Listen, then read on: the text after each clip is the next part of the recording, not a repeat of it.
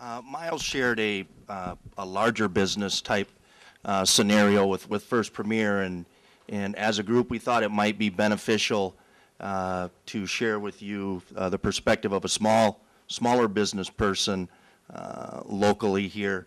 And really that example where they showed the 133 employees, that kind of hits right to the heart of the size company that McGuire Iron is. And I just kind of thought we'd share McGuire's story with you. When the healthcare reform bill was passed, it sent shudders through the employee benefits side of the business world. Its mere size intimidated everybody. At our small company, we challenged our HR department and our CFO to begin to evaluate the outcomes from this far-reaching legislation. As we all know, health insurance has been increasing to the tune of 5 to 10% over the last 5 to 7 to 10 years, so it's become a significant expense in all of our businesses. After many meetings with insurers and the many unknowns dealing with the HRA, the route that we decided to take was to minimize our premiums by increasing copays and deductibles. And to help offset the increase in deductibles and copays, we developed an insurance reimbursement arrangement. Our desire and commitment to our coworkers is continue to provide health care insurance regardless of the fallout from the new Health Care Act. Like Miles stated, along the way we've continued to share with all of our coworkers our plans, our challenges with this new Health Care Reform Act and the implications, and they're very receptive to us sharing that information. In fact, I don't know that we had one person that was concerned with us sharing our concerns with them. At McGuire, we believe the current plan, if left in place, that our health care plan will change dramatically over the next 3 to 5 years. It'll be a moving target. There's a lot of speculation on costs and coverages, and again, our approach is going to be conservative with how we approach our health care until there's more clarity 3 to 5 years down the road. When looking at the economics of the Reform Act, it becomes a balancing act between financial viability with moral implications. We spoke specifically to it, contraception and abortion, and moral responsibility. With the current information available, it appears that many companies would be better off moving their employees to the exchange and paying the penalties of not providing insurance. The examples we did in-house were to the tune of 10 to 15%, but as Miles showed on I. Bailey's report, it's much more dramatic than that, or can be. If the decision was made solely on economics, one can go in that direction, but for our company, it's a lot more than that, and McGuire's moral position would be compromised if we would do something just based on financial considerations. Like many of you, we are faced with continuing challenges in our businesses. I don't recall any challenges that resemble the current issues we face with the Health Care Reform Act with its financial and moral implications. How we as businesses address this situation will define the type of companies we will strive to be for decades to come. We are eagerly pursuing the challenge and look forward to engaging with more of you in the future with like issues. Thank you.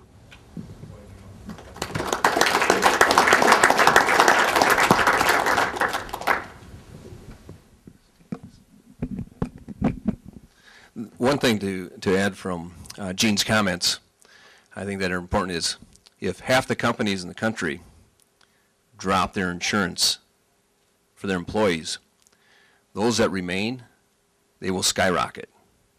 They have to. So that's the other thing. A company can say they want to stop or stay with it, but if a large number of companies move to the exchange, there's no way the private companies that have insurance for their employees can continue. It would be just too high. And that's the other thing all of us have to be aware of, and that's why it's so important for it to be repealed and some changes in November will occur. Okay, open it up for questions. Yes?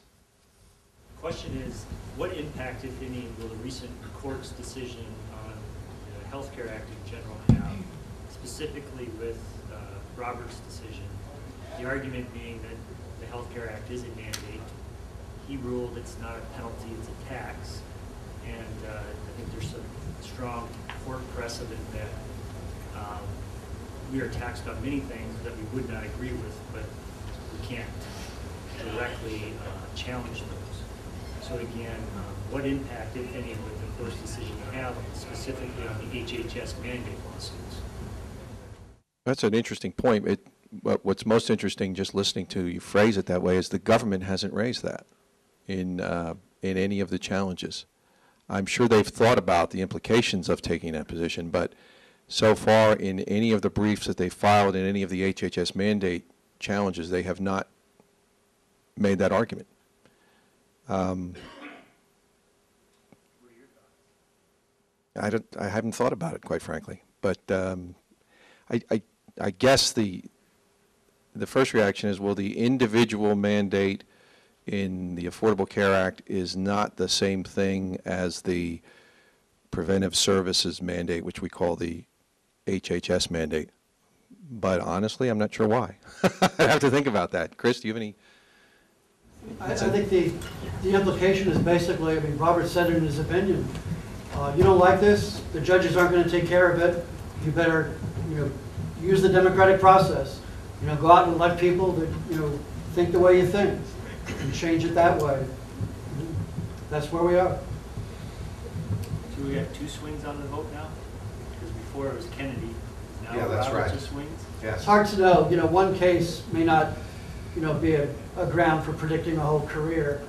For example, I mean, if the HHS mandate gets to the Supreme Court, I would be shocked if Roberts went on the right side of that. I think he will be, and I think Kennedy will be. I think if and when he gets to the Supreme Court, I think we'll win, but it's going to take a while to get there. Yes. You mentioned the cost of those lawsuits, okay, and you said monetarily nothing? Right. Okay, and you said maybe retaliation, possibly? Possibly. Hard to tell. How about in terms of time? Yeah, there would be some time, but honestly, a lawsuit like this is not a lawsuit like you may be thinking of, a typical lawsuit. And the reason is that the issues are fairly simple. They're the same in every case. The only thing that would be time-consuming would be supplying information to a lawyer about the nature of your company, who owns it, the history of the company, what does your health care policy look like now, what's been your policy for the last 10 years, those sort of basic facts. These kinds of cases rarely involve anybody ever having to show up in court. And the way the courts do things nowadays with electronic filing, that includes the lawyers, unfortunately. I mean, we have constitutional cases, and even though this is RFRA, it's essentially the same kind of case, where you never see the judge. Everything is decided on the papers. So in terms of the client's involvement and time consumption, pretty minimal. As I said, supplying information. If some judge wanted to schedule an argument, the clients aren't required to go to those unless the government were to dispute the facts. It doesn't dispute the facts in these cases. The government doesn't say, well, I don't believe you when you say you're Catholic, or I don't believe you when you say you have 235 employees. They say, even assuming everything you say is true, your case should be thrown out because of certain legal reasons. A corporation can't exercise religion, RFRA doesn't apply under these circumstances, that sort of thing. So the short answer is not much time at all. I have a question about some of the timing of this. I mean, a lot of these lawsuits and all this stuff, this could be drawn out for years. And right now, the small businesses and employees that employ less than 50 are kind of forced to decide rather rapidly what they're going to do. And in this ethics and medics from the Conference of Bishops, the final analysis says, well, you might have to cooperate with the coercive law with few alternatives until potentially in January of 2014, when the exchanges become available. Then one has to make the decision to bail or not to bail. So it looks like maybe we have some time between now and then in 2014, but where is it going to go in that in between time? What's a good behavior to do, and where beyond that? How long is this going to take? Yeah, I mean, I'll leave the moral theology to the other two panelists because that's not my field. But in terms of timing of these things, you're right. Litigation drags on. And you're at the mercy of a particular court, and then the Court of Appeals above that court. And no matter who wins at the district court level, which is the first level in the federal system, the loser will definitely appeal. So, for instance, in the Newland case, which is the one that's furthest along, the Colorado case, that's only at the preliminary injunction level. That won't be finally adjudicated for at least another 6 months, which gets us into next year. And whoever loses that case will appeal. So the Health Care Act case itself was fast-tracked by the courts. But even that took, well, it took 2 years to get to the U.S. Supreme Court, which is lightning fast, when you think about it. I mean, that's unprecedented, unheard of, really. But that's 2 years. So we could be through a whole nother 4 years of Obama theoretically before this. Theoretically, right. But you may be preliminary injunctive relief, which is what the Newlands have, and that could happen in the other cases, but there's no guarantee. So they have some relief while they're under Yes. preliminary injunction. Yeah, So is there more reason for everybody to get involved in cases? And maybe that's why we've got cases all over the country? Well, that is why you have cases all over the country, because in that case, the court has ruled that the government may not enforce the HHS mandate against the Newland company. Do you think we could put enough pressure, just the last question, do you think we can put enough pressure through all these court mechanisms and for maybe HHS and the government will say, okay, guys, I guess we're going to back off. We're going to back off this mandate. We love Planned Parenthood, but we don't love them that much. We're not going to tie They ourselves do up. love them that much. We're not going to tie ourselves up in court with these circumstances forever and ever. Oh, they've got so many lawyers, they don't care. I'm just too optimistic. They just don't care. All right. But it's a nice thought. I'm still hoping we repeal abortion soon. Okay, yeah, well. I'm working on that. Just, ideally, the Supreme Court would decide quickly, and ideally, small business owners or large private business owners would continue to provide health care, for their employees, whether forced to or not forced to, being like financially. Going to the law, and I don't have it in front of me, but I just have this little pamphlet that we got. So 26 USC section 4980H, the page 1, where it says that employers who have over 50 employees and who drop insurance coverage altogether to avoid facilitating the mandate. Right. Is there any other reasons you can drop your insurance? Well, yeah, I mean, that was specifically tailored for the HHS mandate, but it's what these two gentlemen were talking about. An employer with 50 or more employees doesn't have to provide health care coverage, but you do pay a penalty of $2,000 per year, and they've made the calculations, as a lot of businesses have, that, gosh, it's cheaper to do it this way. Might not be right. Yeah, right, that'll change too. Re-explain my question is, for some people too, that might be the penalties, maybe they can't even afford those, or by good conscience they don't want to drop their health care, but if there was some other reason that they could drop health coverage and not be penalized, maybe mental health, that it works in abortion cases, but if you could find a niche where there's... Loophole? Are you looking yeah, for a loophole?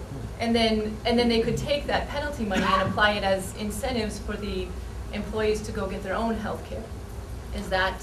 That's just not an option, I mean, basically, you got a choice. If you got 50 or more employees, your choice is to offer Obamacare compliant insurance, or you don't offer it and you pay the penalty. There's not a third option.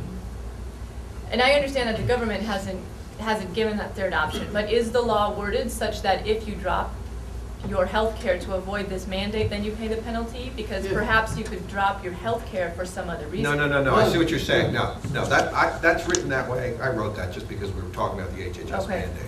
mandate. You can drop your health care for lots of reasons, but you'll have to pay the penalty. Okay. Right, no matter I what. see where you're getting that from, but no, that provision does not specifically apply to the HHS mandate. Because remember, the HHS mandate is not part of the Health Care Act. It's a regulation that was promulgated pursuant to authority given to HHS under the Health Care Act. So I see where you're, And administrated by an unelected official. that's right. You had a question back here? Yes.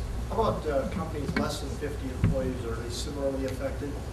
Well, Companies less than 50 employees, if they don't have to provide a group health policy and they don't pay the penalties. But if you do have a health care policy, you have to include these preventive services.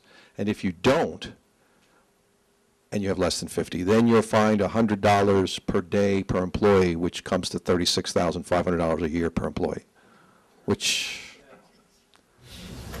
Yes. If you are grandfathered, if you comply with the grandfather clause and you're less or more than 50 employees, you're still okay for the time being until something happens to that provision, right? right, and the problem with relying on the grandfather status is it's easy to lose.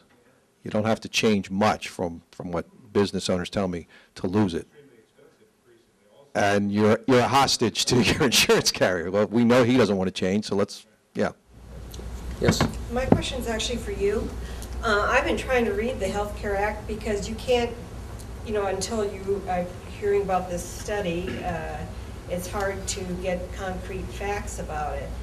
One of the things that you didn't mention to your employees is what about their family coverage? Because they're required to provide coverage for their families. Now, us employers provide insurance for our employees, and in our company, they can opt to have family coverage, but they don't have to take it. Okay, but now this is going to be an expense that they're not mandated to cover yet, but they are under this law. So how did you address that with your employees at all? We did not, mainly because there's so many different factors that go in. We just used a single coverage person.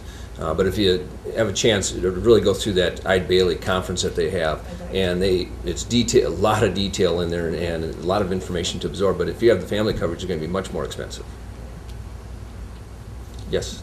In addition to trying to figure out how to live with these mandates, what can a new administration, and hopefully there will be a new administration, really do to eliminate Obamacare and the mandate? Can they actually? The mandate can be eliminated day one. The HHS mandate. Yeah, the HHS mandate. Obamacare is another story. That would require an appeal by Congress, which is much more complicated.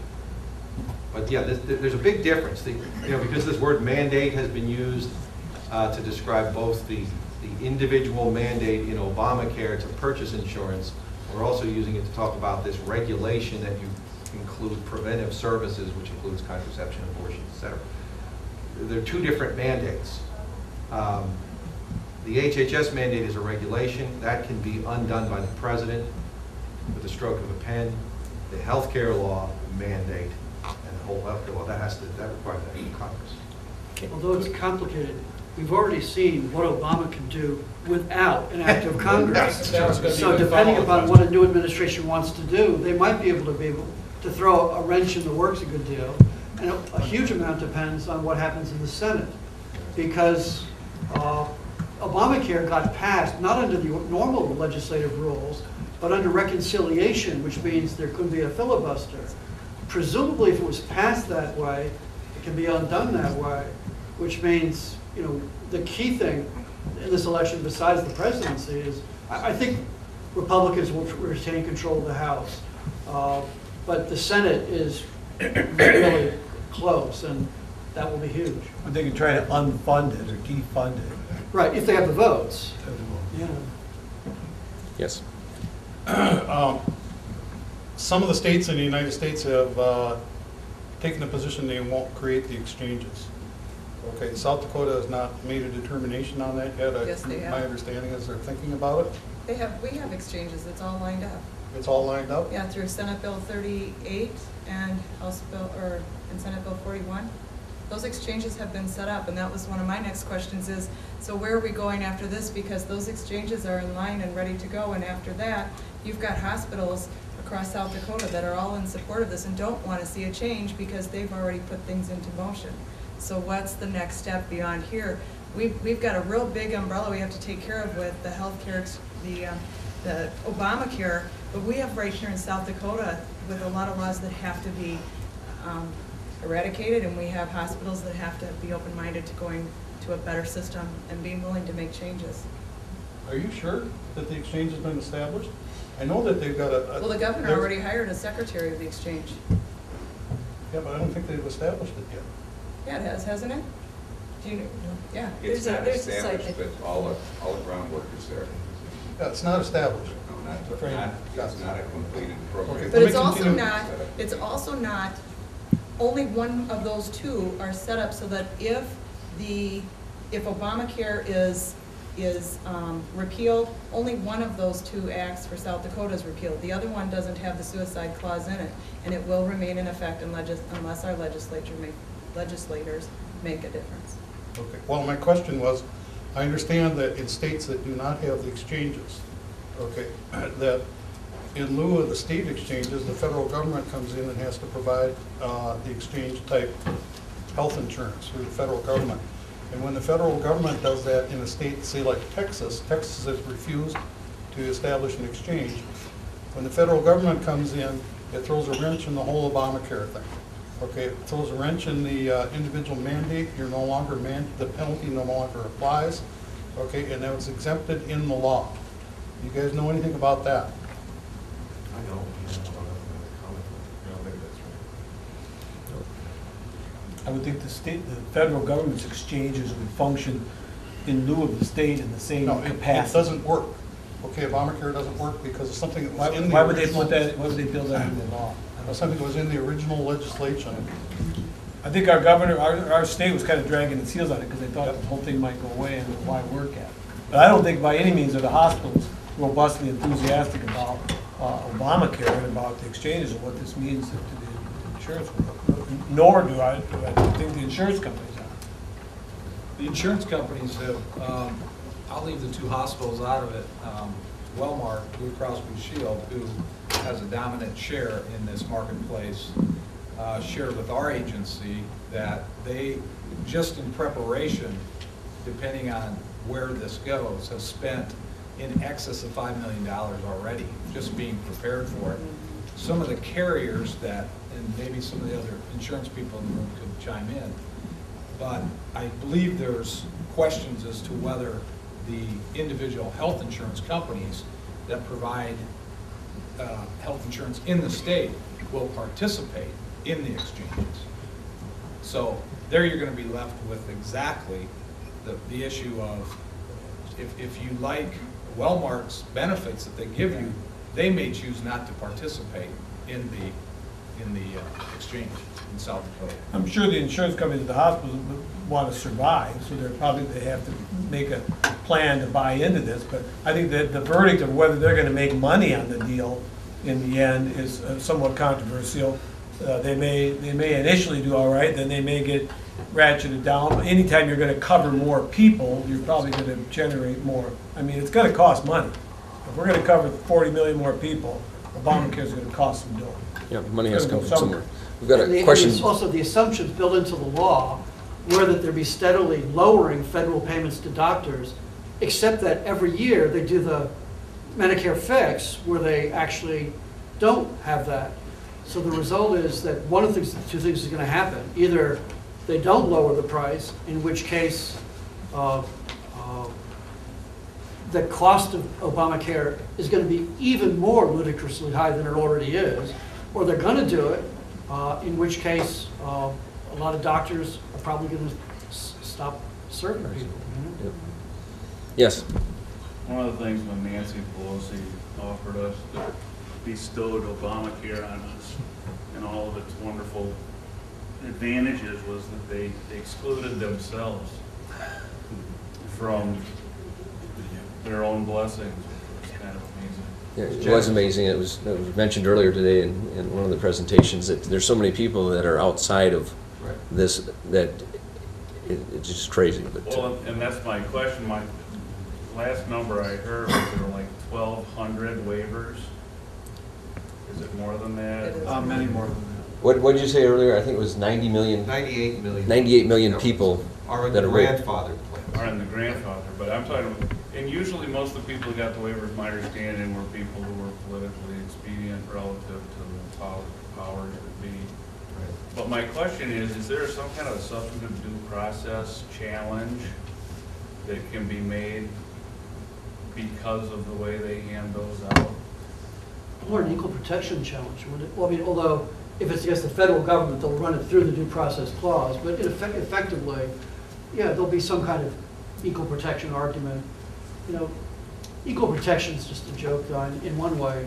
You know, it's basically, if you're an intelligent, imaginative judge, you could just get to any answer you want, you know, so. Another question? Troy?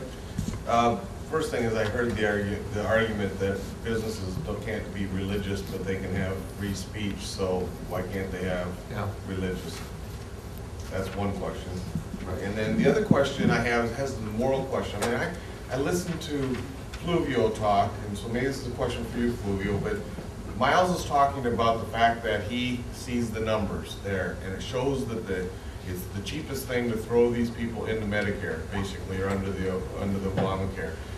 Gene says that morally he doesn't find that right, but his competitors are doing that. So Gene can say as long as he wants that the moral thing to do is keep his insurance, but the reality is that he's going to be out of business because his competitors have a cost advantage. And so the thing is, he's actually more immoral because all of his employees are going to lose jobs. And so the thing is, that goes, and Fluvio, so I asked the question is how immoral this is that there is no moral answer. And with regards to unjust, or am I missing the point of your talk? Well, thank you for the question. Well, one thing about morality is that sometimes it makes things easier, even though it calls for tough decisions. So I think that the main decision that everybody should do shouldn't depend on possible consequences, whether they are good or bad. So, I mean, each one of you, I mean, actually, I still not an American citizen, each of you who might be affected by this mandate should make a moral decision. So is this action that the government wants me to do good, something I can do or something I cannot do?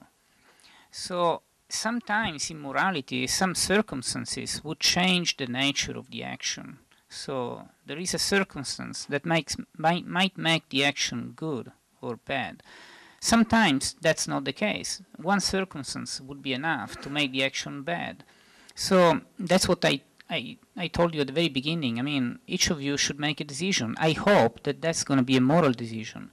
It is a moral decision if it's not affected by the possible advantage of dropping it or by the possible damage of the penalty. So I don't care. I mean, let's say that I'm wondering whether this decision that might be required by my faith or by my moral principles might lead me to die tomorrow. But dying tomorrow is not the issue. I mean, the issue is this something I can do today or not? Who cares what's going to happen tomorrow? I don't. I really don't. So, and this is what I would care my employees to know. I mean, the reason why I'm doing this right now is because this is what my moral principles ask me to do, and I want to be consistent. Whatever happens tomorrow, we'll share it, and we'll try to do the best we can about it. I mean me and my employees. So they should know, first of all, what my moral principles are and why I'm making this decision right now. So I really hope that none of you will make any decision about this because of the consequences. Because that's actually a moral theory that's being condemned by John Paul II in the Veritatis Splendor, the Splendor of Truth. It's called consequentialism. It's actually performing all my moral my train of reasoning, my moral train of reasoning according to the consequences. That's not our morality. That's not our faith. There are actions that are good or bad, no matter what the consequences are. And by the way, we are not owners of the consequences. I mean, who knows really what's going to happen next year or the year after that? Maybe something that we predicted to be bad is going to be very good, or the other way around. I mean, what we are owner of is our decision right now, today. So that's pretty much it. And I really hope that that's the kind of train of reasoning that you will do. And as far as I'm concerned, you should all sue the mandate as soon as possible. This is what I would do. and definitely I would never give up with the government asking me to do something I don't want to do. Do they offer free abortions in Italy under their socialized medicine? There are some laws that might be tricky about this, but as far as I can tell, there is nothing so direct as the mandate we are talking about today. So something closer to it is from actually selling contraceptives in the drugstores. So that's something I would kind of compare with it. So, but anyway, that's totally different I issue. mean, that's what this appears to me, is they're coercing us towards socialized medicine ultimately, because the employer are gonna wanna bail out potentially, and they'll be left with the exchanges, and then the government can control it as they like, and it's one way to get to a single payer socialized system, although that's not what they tried to sell Congress. Yes. I have a question. This is Fluvio. Just something listening today. We have material cause, which we're working with in terms of if I give money to the guy going to Venice, all right, I'm complicit. I'm a material cause to that happening. If I give him $5, if I give him whatever, because it's essential. It's the essential part. We know now that after listening today that the healthcare mandate is purely an administrative decision. We have, and we're in an election case now, and we've been very careful not to talk about candidates now, but I'm looking at a moral, ethical statement as I, as a Christian, have, as a Catholic. A material cause to getting someone into office is a vote. Is that correct? So, my question is this: if I contribute a material cause to something that has been declared to the HHS mandate, which we can pretty easily track to an intrinsic evil in the end, is that not then, almost by definition, complicit in a material evil? I mean, voting is actually formal cooperation, yes. It's material and formal, of course, because voting, above all else, means that you share the kind of political agenda of the person you're voting for, right, or the political party you're voting for. Well, I mean, you're sharing some, not the whole agenda necessarily, but definitely most of it, so that you are led to vote for it.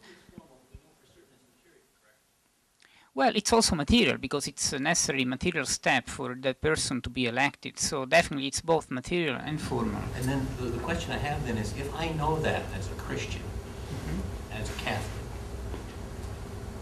what is, I may not be obligated to say vote for somebody, but am I obligated then to say it is an intrinsic evil if you vote for the one where the cause comes down? Okay, I understand your question now. Okay, definitely voting is not neutral, morally speaking. So it can be evil to vote for some people if they actually promote something intrinsically against morality.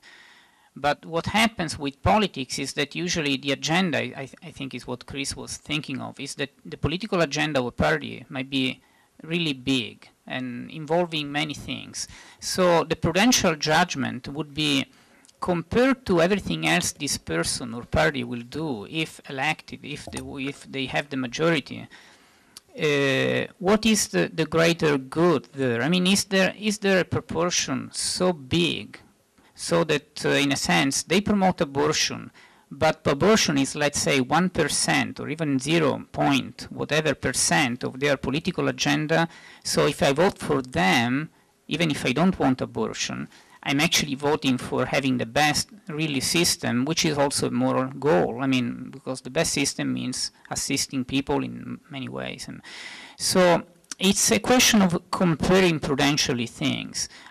But it should be done. Everybody should do that. I mean, because if the proportion is not right, it would be evil to vote for a person promoting, for example, abortion. Actually, something like this was done by Cardinal Burke, actually, when he was Archbishop of St. Louis. So I invite you to find on the internet this letter. I think it was probably not last election, probably the one before that. I can't remember. I was teaching in Notre Dame. This student of mine told me, Professor, I'm from St. Louis. My bishop sent this letter to everybody, in which basically he's saying that we cannot vote for Democrats. Is this something possible or not? I told him, just bring me this letter. I'll read it. And then I addressed the issue with my class. I thought that letter was great. I mean, independently from the final decision you make, because you might think that, for in this case, Bishop Burke didn't really take into account one little thing that might have changed the proportion. So ultimately, the choice is mine. I mean, it's whoever needs to vote. But his letter was very well done. Was actually trying to compare the entire programs for the Democrats with the things that the Democrats were promoting in bad things in morality, and he figured that there were no enough reasons morally to vote for them, despite of all the other things I would have voted for. So this is something that it can be done, it should be done, and everybody should do it before making a decision to vote for anybody. So it might be evil to vote for a party, absolutely. I'm not talking about more, I want to take one step back further. What's my duty to speak? Huge. In other words, well, this crosses everybody.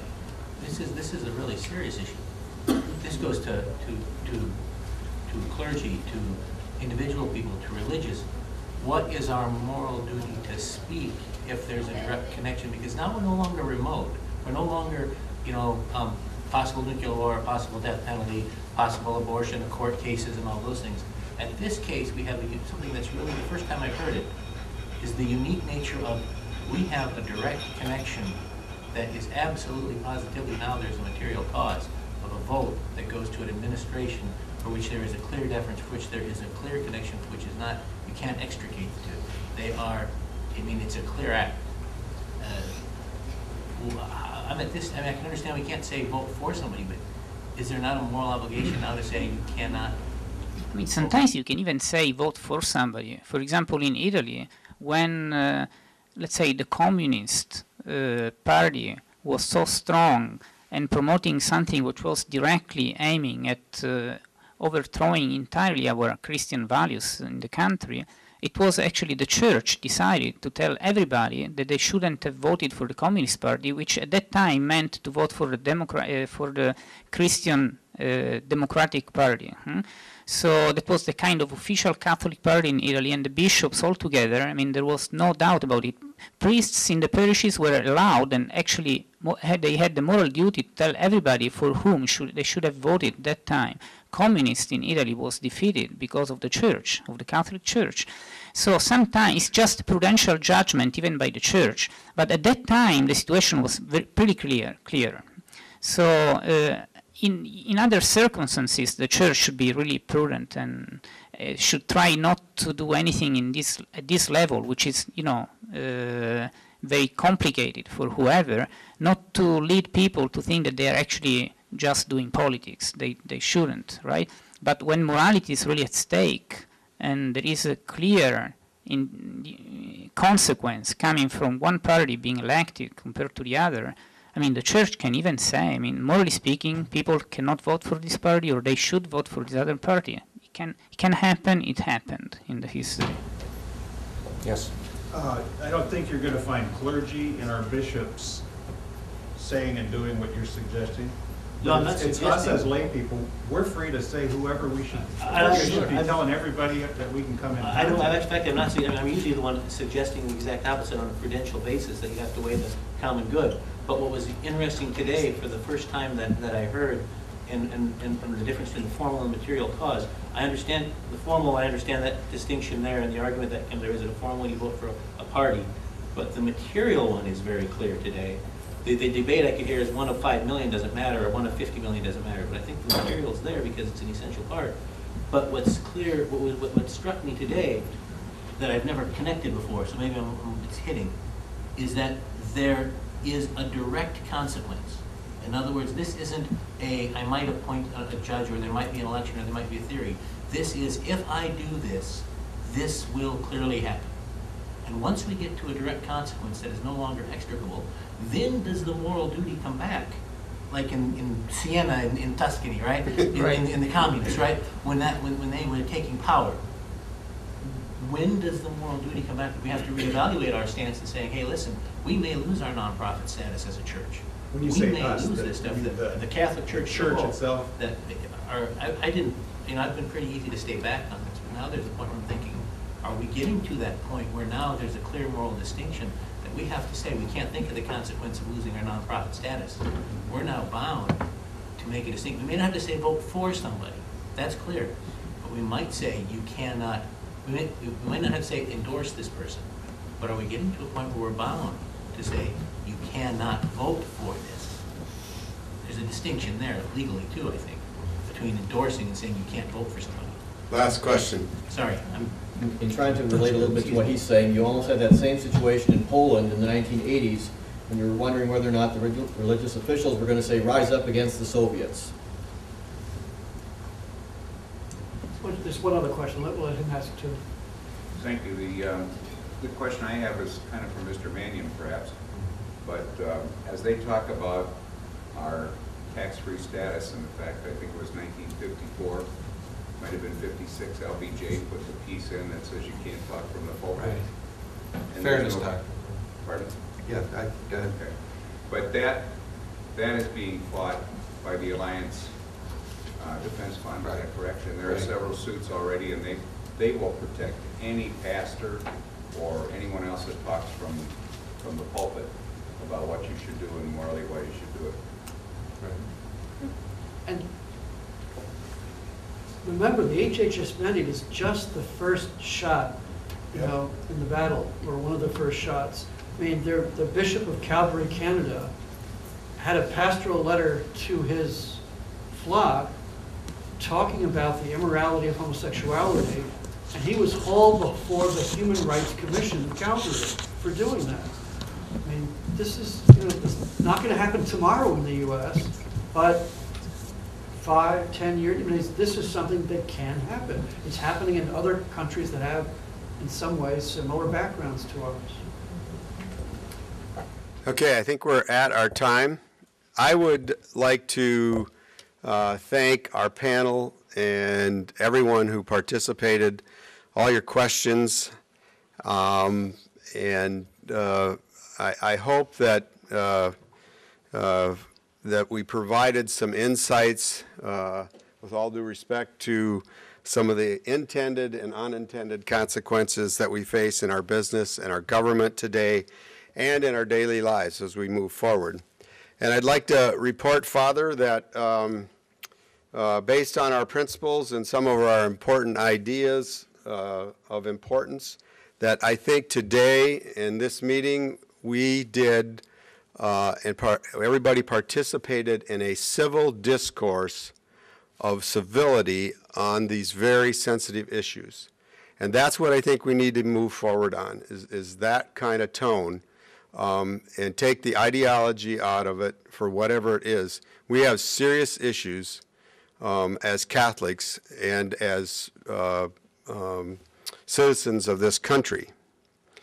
So I'd like to leave you with one final thought. As committed business leaders, we believe that every human person possesses inherent dignity and worth based on the Catholic social teachings. This is not about an either-or proposition. We also believe that we should run our businesses based on those same moral and ethical principles. If we do, then it becomes a both and proposition. We are transcendent beings of purpose endowed with a reason and potential that gravitates towards the good.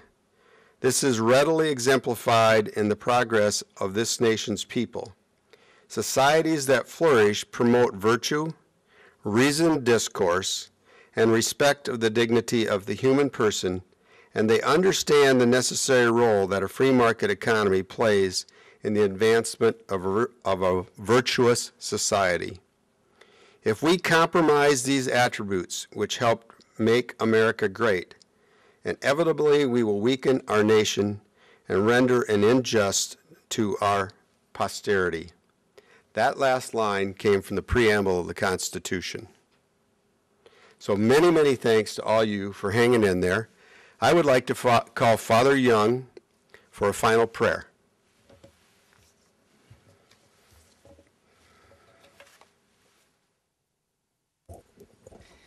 We started the conference out talking about faith and works from James, and you know, faith is more than just what I believe myself, but it's living out the faith. And as we just heard, we all have responsibilities to live out our faith and to bring the faith to the people.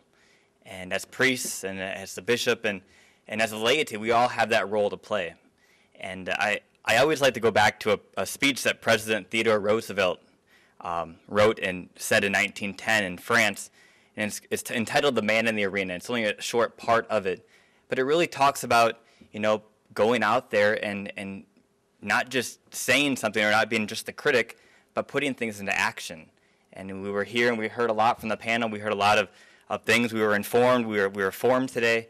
But now there is that requirement, that responsibility to act and to take this to your employees, take this to the world, take this to the people of Sioux Falls and our diocese, and to our state to really put this into play. The quote goes, "It is not the critic who counts, not the man who points out how the strong man stumbles or where the doer of deeds could have done them better.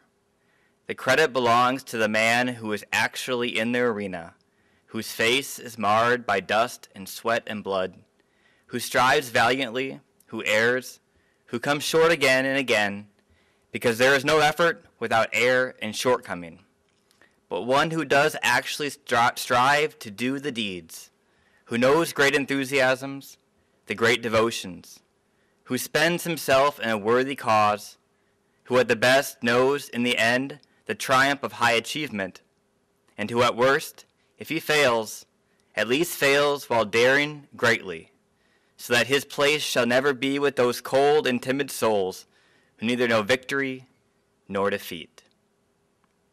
Let us pray. O God, our Creator, from your providential hand we have received the right to life, liberty, and the pursuit of happiness. You have called us as your people, your citizens, to live out our faith in the midst of the world, bringing the light and the saving truth of the gospel to every corner of society. We ask you to bless us in our vigilance for the gift of religious liberty. Give us the strength of mind and heart to readily defend our freedoms when they are threatened, and the courage in making our voices heard. Grant, we pray, O Heavenly Father, a clear and united voice at this hour in the history of our nation, so that with every trial withstood and every danger overcome, this great land will always be one nation, under God, indivisible, with liberty and justice for all. We ask this through Christ our Lord. Amen. The Lord be with you. And with your spirit. May Almighty God bless you, the Father, and the Son, and the Holy Spirit. Amen. Go in peace. Thanks be to God.